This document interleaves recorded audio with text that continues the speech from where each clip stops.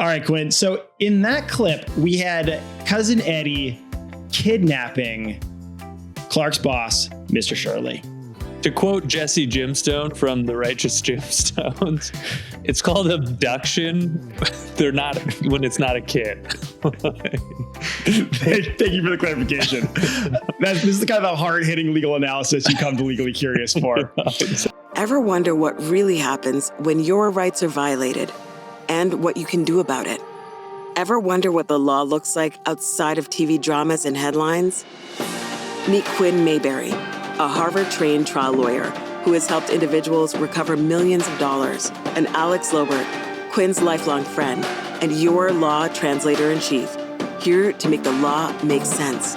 On this show, they cover headline-making legal battles and overlook cases to show you how to fight back and win. This is Legally Curious.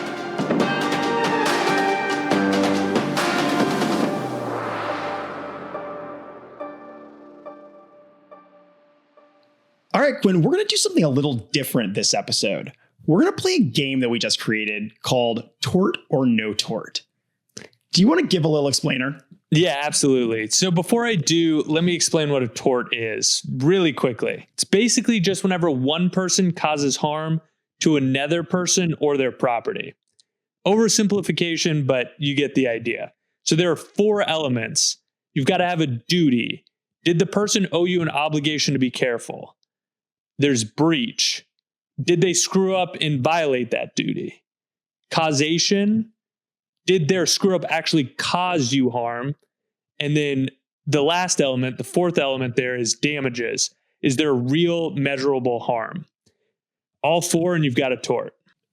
What's an example of that? Yeah, good question. So let's take driving, for example.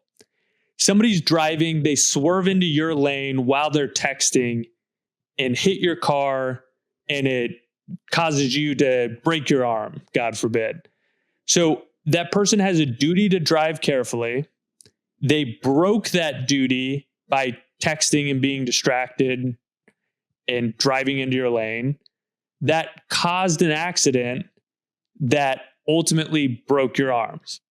You've got all 4 elements and we've got a tort. Thanks for that, Quinn. If it's not clear from the Santa hats we're wearing today, we're going to have a little twist on this tort or no tort. It's going to be, in keeping with the season, a holiday-themed tort or no tort, where we're going to watch clips from an absolute classic, National Lampoon's Christmas Vacation. Absolutely, man. Looking forward to it. I also noticed that Christmas hat looks very nice, Alex. Oh, thank you. We don't do anything halfway in this household. So Yeah. So actually, we got the slightly more expensive Santa hat off Amazon for today's festivities. You know what? I think I saw that one. You went with the $15.99, not the $12.99 hat. Those extra $3 to get you a little more color. All right, man. Let's do it. Let's do it. Let's dive into the first clip. Louis? My tree. So what's the matter with you? Look what you've done to my tree. Louis.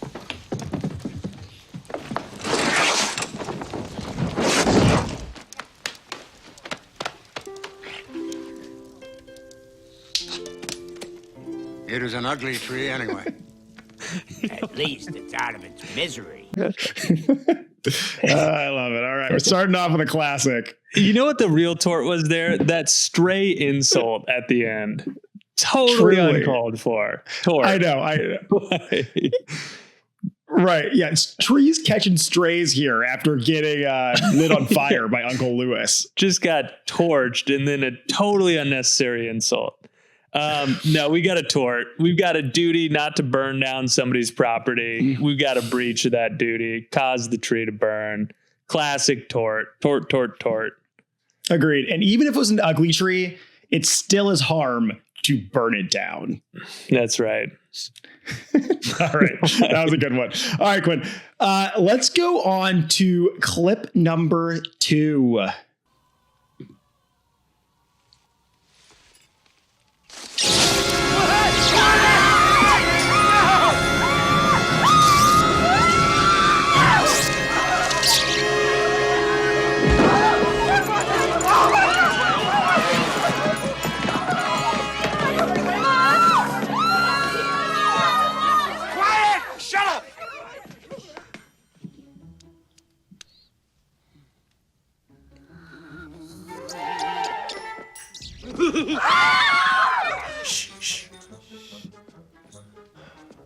Mom, don't move.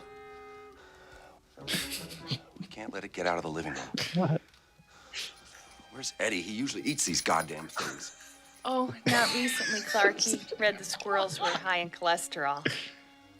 Thank you, Catherine. I'll try and trap it. Russ! We're here, Dad. Well, Oh, there you are. Go get the hammer. Clark, what do you need a hammer for? I'm gonna catch it in the coat, smack it with the hammer. So ridiculous. I'm going in with him. Nora? Nora. Is he gone? Probably got scared and ran back into the tree.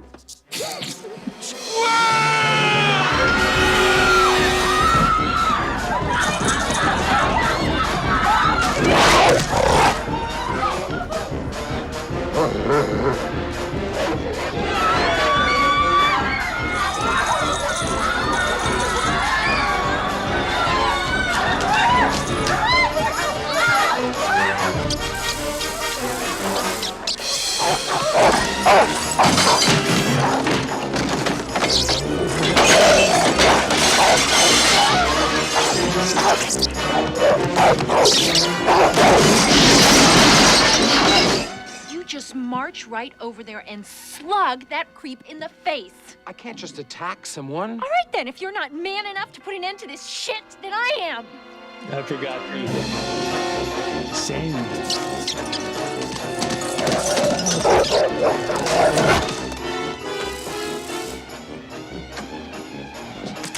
Ah!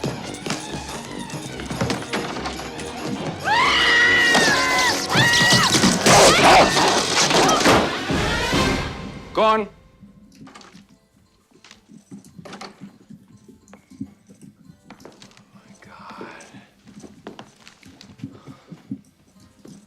What happened to you?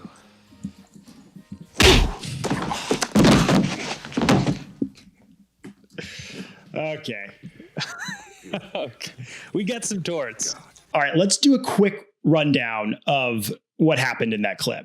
I'm actually going to start with the fact that, right, a squirrel gets into the Griswold home and running around, mayhem ensues whenever Cousin Eddie's dog actually comes around. One starts knocking stuff over. People are running around. There's a lot of mayhem there. Quinn, what do you think? Is this a tort? Is there a tort there?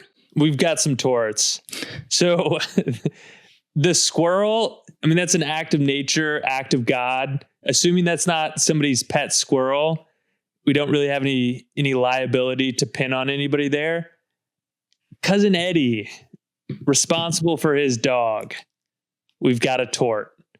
Then there's going to be some comparative fault. We've got people running around just breaking stuff. Are they responsible? Is Cousin Eddie's dog responsible? Was the squirrel responsible? Combination of the three there. Yeah. That's going to be a tricky decision. Yeah. And so these things don't have to be binary, right? There's this concept called comparative fault, and you would just apportion the fault appropriately to the parties. I love it. That's actually, I heard why they designed that. Yeah, exactly. For this exact scenario. Somebody watched the movie and they're like, we need to be able to get a lot of people on the hook. Yeah, there is no way only one person is responsible. So the kicker, though, Quinn, second part of that clip, Julia Louis-Dreyfus's character, Margot, I believe, she opens the door, squirrel to the chest, dog to the face.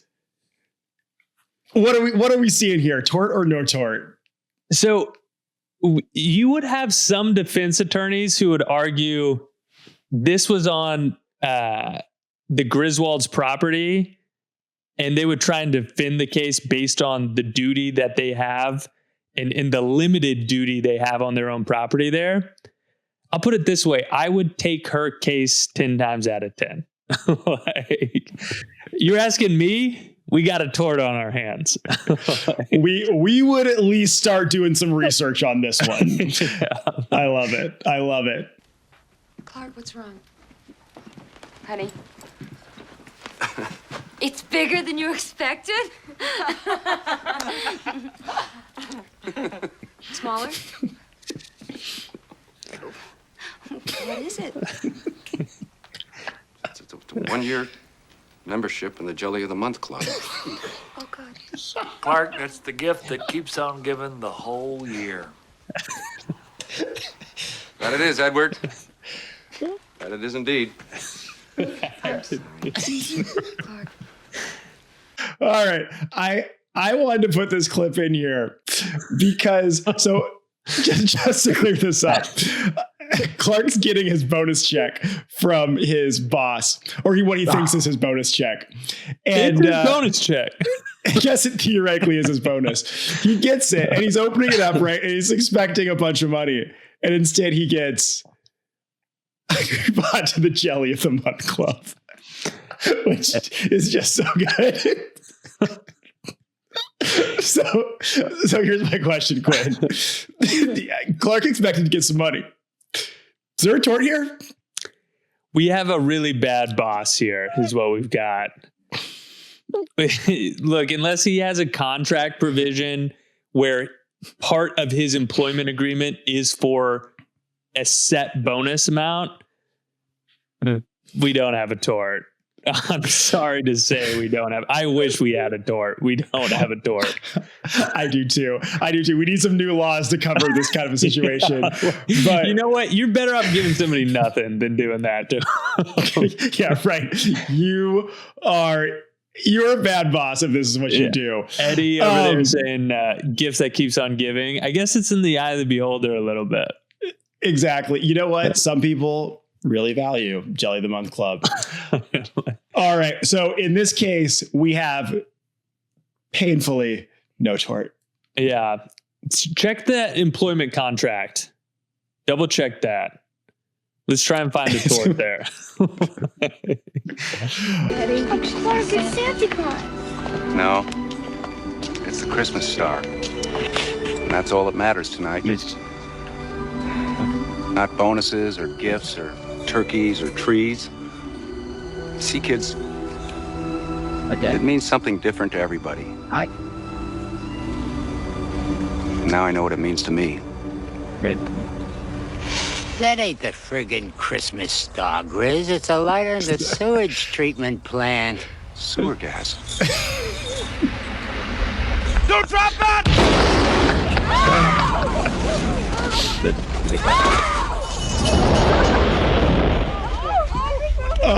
Okay. Brutal. All right, let me give a quick recap here. So the Griswold family, they're enjoying the beautiful lights on their home. Whenever Uncle Lewis, who is smoking a cigar, is just gonna like casually flick a match behind him. Now, unsuspecting to him, there is sewer gas because Uncle Eddie had recently been emptying the shitter into the sewer. And the coup de grace, a huge Christmas explosion. Quinn, what are you thinking here? Do we have some torts? We've got some torts. So we've got a public nuisance. It's whenever you interfere with a right common to the general public. That's what Eddie's doing here by contaminating the public sewer system.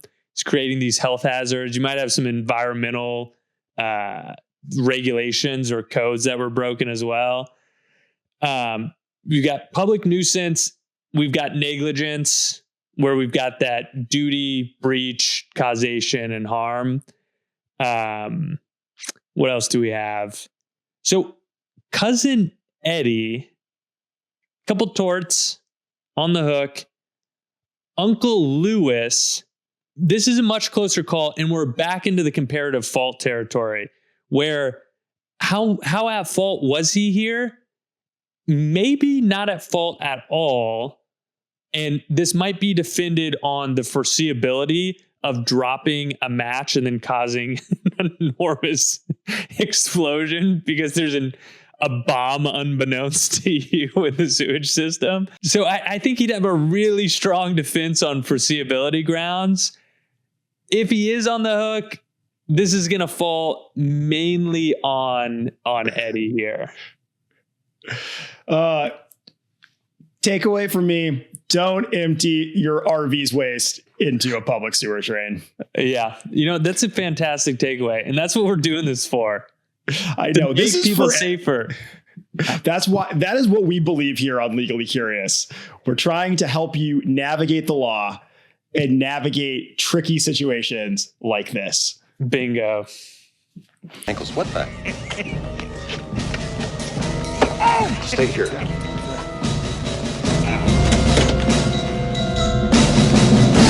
Ho, ho, ho! Merry Christmas, Clark. You about ready to do some kissing, huh?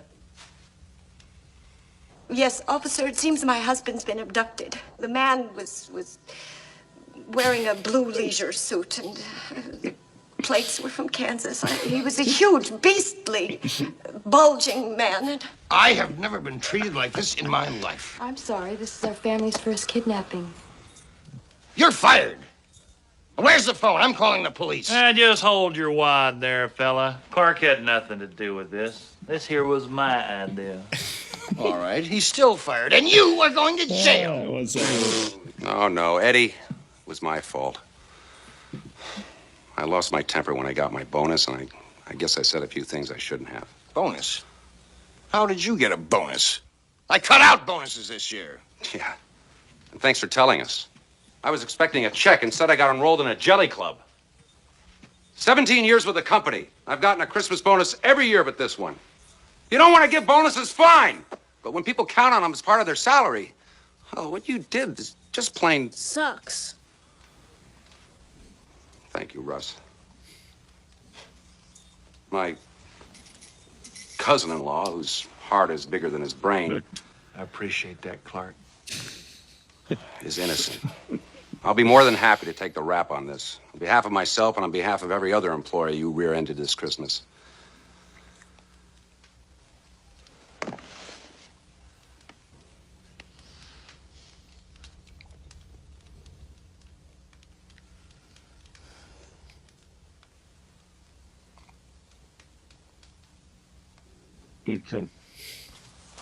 Look,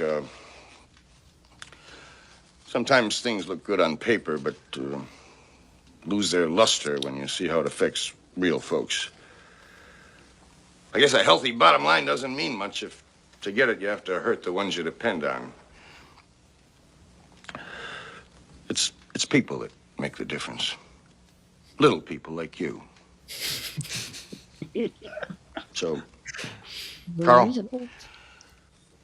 whatever you got last year, add 20%.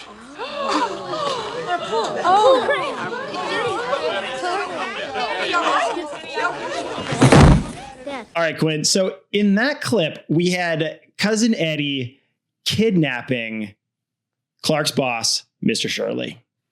To quote Jesse Gemstone from the Righteous Gemstones, it's called abduction. They're not when it's not a kid. Thank you for the clarification. This is the kind of hard-hitting legal analysis you come to Legally Curious for. All right, I'm going to assume we've got some torts here. We've got some torts. We've got false imprisonment for the kidnapping, for the abduction. We've got assault and battery, intentional infliction of emotional distress. But here's the kicker. This is a private right of action. It's not like a conviction where the state is bringing it for breaking a criminal law. They could bring some criminal laws here. But for these private rights of action, it's whether or not the boss, Mr. Shirley, wants to bring the lawsuit. So it seems like all's well that ends well. We had this heartwarming moment. Don't go kidnapping anybody, but I don't think he's bringing the lawsuit here. We've got a tort, but I don't think he's going to bring it. It's a Christmas miracle. But yeah, don't recommend. Abduction, don't recommend. Quinn, this has been so much fun. It was a blast, man. You found some good clips, Alex. I think that this is a great way to celebrate the season with a little bit of legal curiosity about one of our favorite movies. Oh, I loved it. Watch out for the ice. Drive safe. Enjoy the holidays. Thanks for being here with us. Absolutely. We'll be back with some hard-hitting legal stories in the new year. So right. have a great holiday. See you, everybody. If you enjoyed, please like and subscribe as our Christmas present, and we'll see you next time. Yeah, we'd love to unwrap some reviews. All right. See ya. Bye. Later, guys.